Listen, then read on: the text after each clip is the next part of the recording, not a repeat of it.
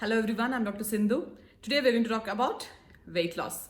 So, weight loss, weight gain. So, these are the terms which you come across throughout your life. Yeah, there is a particular period of time where you are overweight, or there is a particular period of time where you are underweight for that matter.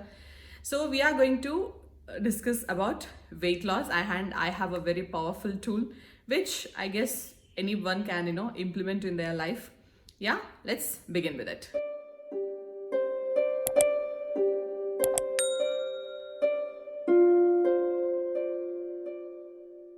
We're talking about weight loss. So I guess it's my personal experience, and I see a lot of patients in my clinical practice where everybody wants to lose weight. Yeah, everybody wants to stay fit.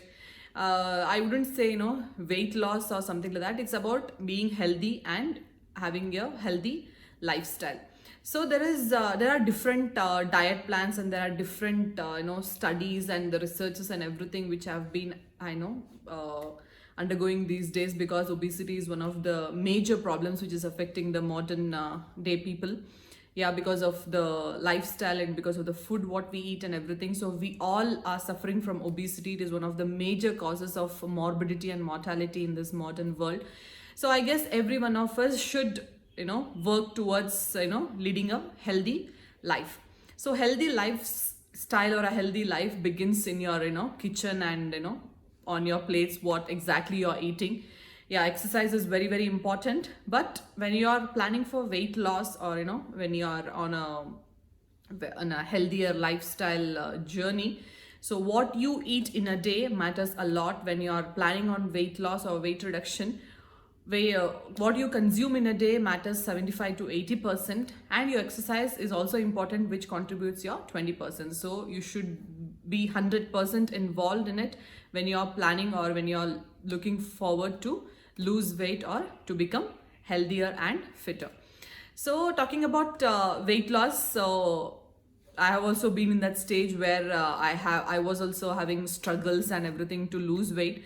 So I have implemented one very good lifestyle, for that matter, for the past 7 to 8 months, which have been been very happy and very healthier, and it has helped me to lose weight as well. So I'm just going to brief you about what exactly it is, what is that powerful tool, what you can use to lose your weight healthy in a healthier way. Yeah, I wouldn't say in a quicker way. I wouldn't believe in stuff where it says lose 10 kgs in 10 days, or 5 kgs in 5 days. It's all I guess, I don't know how they do it. It's not a healthy way. You should not be losing so much of weight in at one stretch or one this thing. So if you happen to lose also, you will gain that weight immediately once you stop whatever you are doing. If you're on a liquid diet or a fruit diet or whatnot, there are hundreds of diet plans. So of all the diet plans I have gone through, and I have done the research, one thing which has really caught my interest and really easy to follow, and really practically it's possible to implement in your day-to-day life, is intermittent fasting. So intermittent fasting is not a new plan. So fasting as such, it's not a new thing. A human body has been designed, okay, to have to do fasting, because continuous intake of food is not necessary for for humans, for any mammals to be alive and to do whatever activities daily we are doing, because we have a thing called as stored fat. Okay, if you're eating too much of food, your body uses that. If there is any extra food available, it is like a bank. It will always store in the form of fat, so it can be stored in any way. It can, wherever there is place, it will go and store. Your whole body acts like a bank to store the fat. So how is that fat getting utilized? Because every day you're eating meals, every day you're consuming enough food, so your body needs only 1500 to 1800 calories to function normally. So rest of the food, where it is going, you're not doing any exercise to burn those fats, and you're going on consuming food. So to stop this mechanism from happening, you enter a phase called fasting phase. Yeah, fasting is not a new thing. Right from our ancestors, they've been fasting. They have been following this diet. There are lots of religious practices which which ask you to fast for a particular duration in a year, in any religion for that matter. I guess fasting is been, deeply rooted from, from the stone age, maybe, because food was not so easily available in the olden days. So people have been, eating for a particular time, and they've been fasting. They've been using the stored fat to utilize the, the energy. So intermittent fasting is nothing but you fast for, particular duration of time in a day, and you eat for a particular duration of time in a day. You don't have to go for a special diet things, or you don't have to, cook yourself a special meal or something like that. So what you routinely eat in a day, you can eat when you're eating, and you will be fasting in the rest of the time.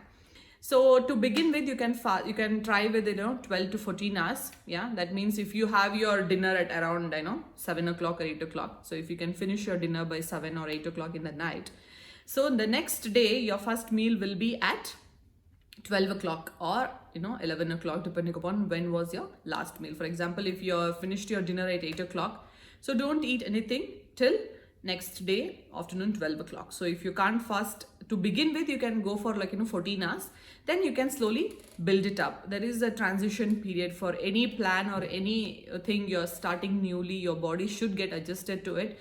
You should be patient, and you should give that time, that duration, that at least that transition period is like 1 to 3 weeks. So your body will take at least 3 weeks time to show some response to whatever things you are newly implementing into your body, whether it is a diet plan, whether it is an exercise or anything like that. So, start with 14-hour fasting, and then you can slowly build it up to 16 hours or 18 hours. And make sure you drink adequate water when you're fasting. So in my case, what I do is, as soon as I wake up in the morning, I drink at least 1 liter of water to keep that initial hunger at the suppressed state.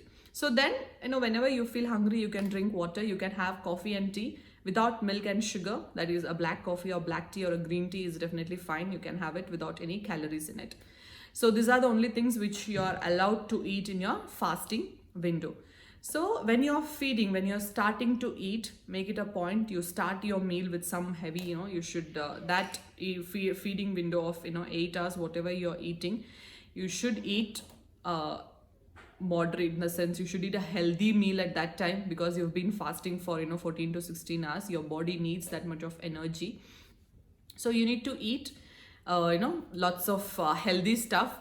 So because you're fasting 16 hours, and in that 8 hours, people say you can eat anything and everything, there is no restriction or anything like that. So if you happen to consume like 3000 or 4000 calories in that period of time, so you might not reach anywhere, because that is true, right? If you are fasting for 16 hours and you're forcing yourself into eating all the junk and everything in that 8 hours, your body will not be able to process all those things. So you can have one day, once in a while, you can have a cheat day, but whenever you're eating that, to give some meaning for your 16 hours fasting, so whatever time you're eating, that means that 8 hours window should be a healthier window. That means you should eat lots of proteins, you should eat lots of vegetables, you should eat lots of fruits, you should involve at least eggs and chickens and proteins, chickpeas, sprouts. You can eat rice, you can definitely take carbohydrates.